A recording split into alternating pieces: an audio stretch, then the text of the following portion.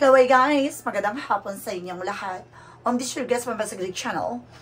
Peter Ozo Matarder. So ngayong hapon na to, tingnan natin ang sabihin sa inyo ng ating mga gabay. So this is a special gabay for the month of August 5 hanggang August 11 for the sign of Scorpio. Scorpio, welcome to my channel. Ano kayong messages, advices, and spirit guides ang ating masasaga for today's video? Kanino kayang energy or kaganapan sa buhay ng mga Scorpio signs ang ating makakagilap? So guys, this reading is a general reading lamang. Hindi lahat makaka-resonate, kunin lamang po ang makaka-relate sa inyo.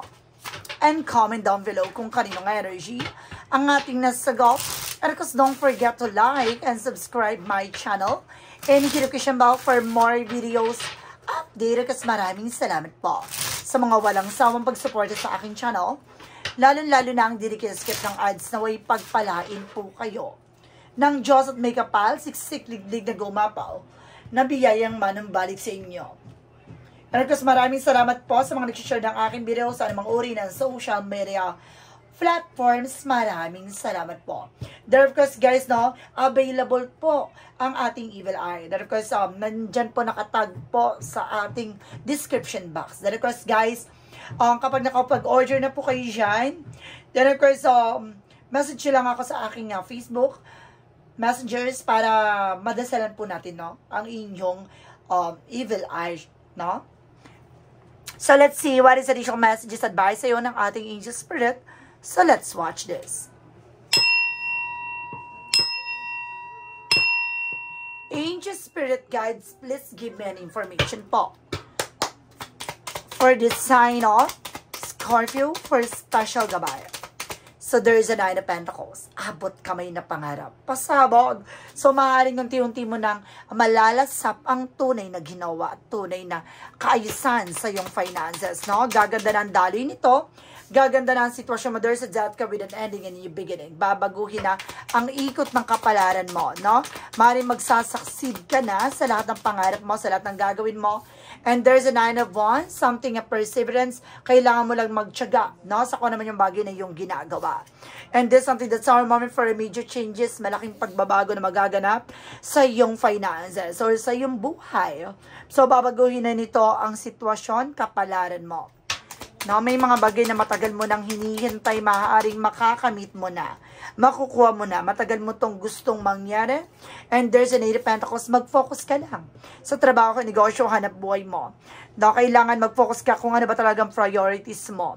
Kung saan ka lalago. And there's a Page of Wands, so something good news. May magandang impormasyon na pababatid sa'yo dito. Kailangan magtiyaga ka lang sa iyong ginagawa na para mabago ang ikot ng kapalaran mo. Nasa tamang posisyon, nasa tamang angulo, nasa tamang pagkakataon ka na. Kaya kailangan, don't be miss. Huwag mong sayangin ang opportunities. What is the Nine of Pentacles? Represent guys with the Five of Pentacles. So see some of you ginahawan at luluwag na nakaranas ka ng financial crisis, financial difficulty, or financial loss. Ngayon ay maaaring makakamit mo na. Nasa sayo na ang panahon at pagkakataon para mabago nito ang ikot ng kapalaran mo. Huwag mong sayangin. No, nakikita mo yan? No, nakikita mo itong lock or nakakandado, na ito yung susi, na nasa sayo yan kung magtitika ng action para mabuksan mo ang opportunities na to. No? Ikaw ang gagawa ng paraan para mabago at masungkit mo ano man yung bagay na ninanais mo. Kung di ka nagtitake ng action or any decisions, any movement, walang magbabago. And there's a justice card, there's something a good karma, and there's a karma coming in. So maaaring tatapusin na. No? Kung sino man yung bagay na gumawa sa'yo ng kamalasan sumpa, ay maaaring manumbalik at bumalik sa kanila. No, makukuha mo ang tamang pagkakataon panahon, no, na makakamit mo na ang hustisyang nararapat sa'yo. Ano naman yung bagay na ginawa nila sa'yo, there's something bounce back. Huwag kang mag-alala, no, babalik sa kanila. There's a Eight of Wands with a past communication and past moment. Some of you, there's a lot of transaction, communications, at travels, informations coming in. Kailangan mo lang talagang gamayan, no, at pagtiyagaan kung ano man yung bagay na iyong ginagawa. And there's a Three of Pentacles for collaborations. No, communicate clearly. Na, kumbaga meron dito heart-to-heart conversation. So, kailangan, gusto mo yung ginagawa mo.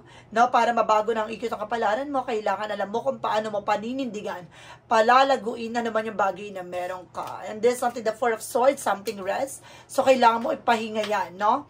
Kailangan mong, magpahinga kasi nag-overfatigue ka na. Pagdating sa trabaho, negosyo, at buhay mo, alam mo dati yung priorities mo. No? Tumutok ka kung saan ka lalago at lalakas.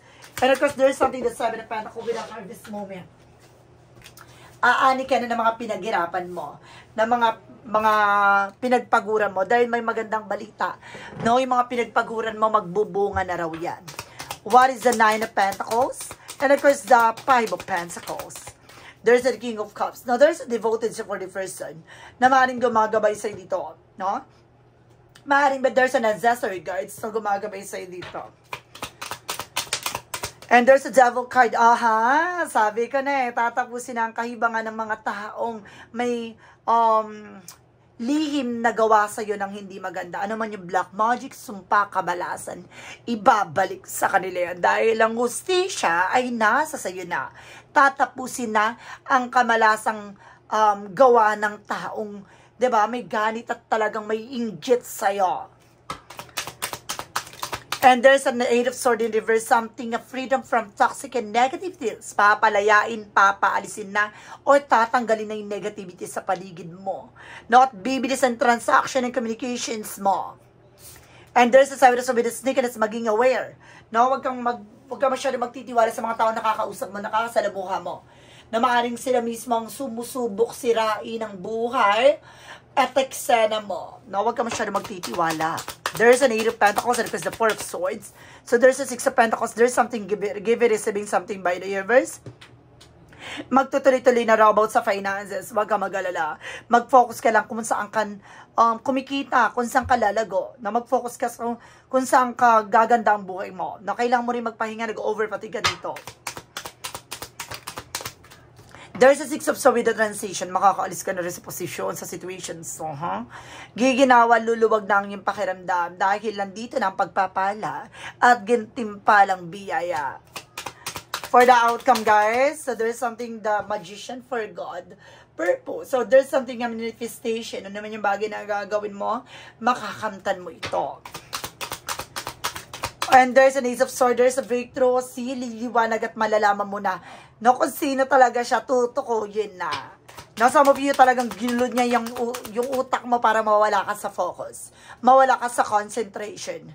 And there's an Ace of Cups. No, dahil sa inggit, no, maaaring itong mga tao na to ay may nasa paligid mo lamang at naiinggit sa'yo. And there's the Queen of Pentacles, maging mature at maging practical ka, how to manage and control your finances. Na pangalaga at proteksyonan mo naman yung bagay na meron ka. There's something, a big shot and big money coming in. Magtutuloy-tuloy na malalaking pera. No, papasok na ang magagandang opportunities na matagal mo nang hinihintay. There's a Five of Swords. Nagkakaroon kasi ng self-sabotage that because of your action. So ngayon, magiging patas na ang sitwasyon. Makakawala at makakalaya ka na for struggles and difficulties. No, core complications. So let's see, hanapin natin, nagilapin natin about naman tayo for finances and career, love life at kalusugan. Let's watch this. Okay, we're back. So alamin na natin anong kaganapan sa buhay mapagdating sa finances and career. Okay, so there's something that strength ka with confidence. So kailangan lakasan ng loob mo, maging matabang ka. Alisin mo yung pag-aalinlangan, takot, at pangamba. And there's a Knight of Wands for slow and steady. Huwag ka magalala, maging mahinahon ka. Dahil sunod-sunod na ang perang dadapo sa'yo. Nakikita mo yan? Na naglalakad ka lang, pero ito na. No? Darating na sila. Darating ng biyaya. And there's a Hermit card, the answer. Yun na this here. So, natumbok mo ang magiging sagot sa katanungan mo.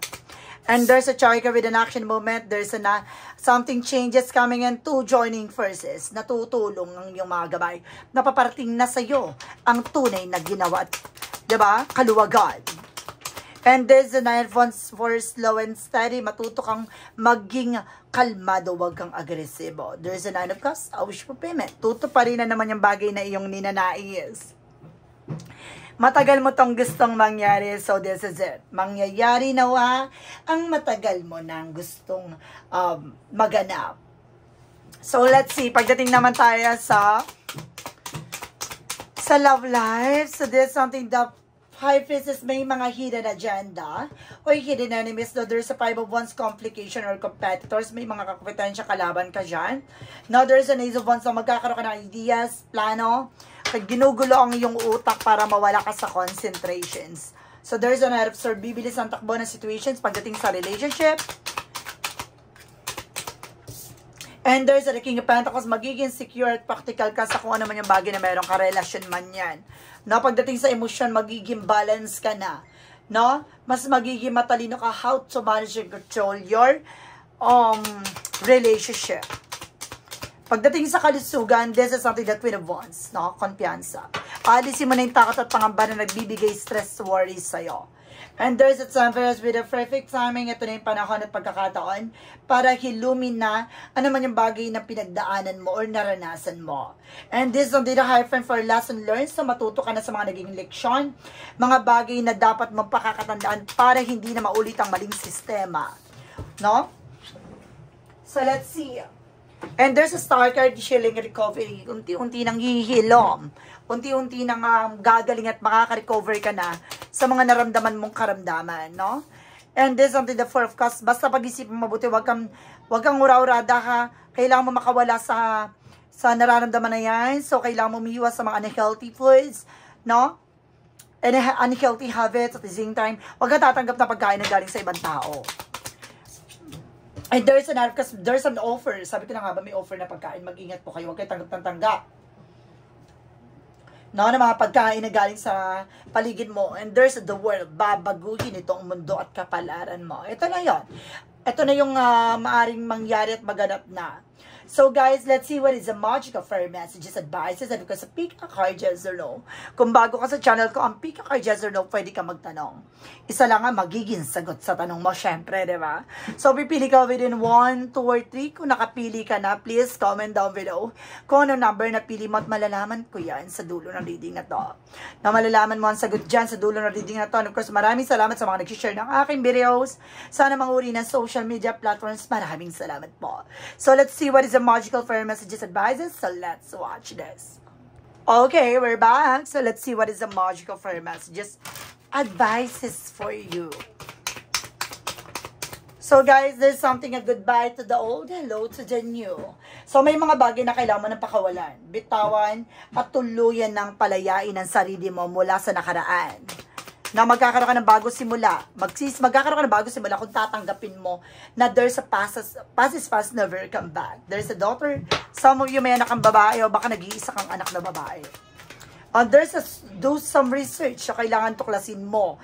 Pag-aralan mo yung mga bagay-bagay, kailangan mong matutunan at malaman lahat ng kahalagahan sa paligid mo. Nang sa ganun, hindi ka maloko.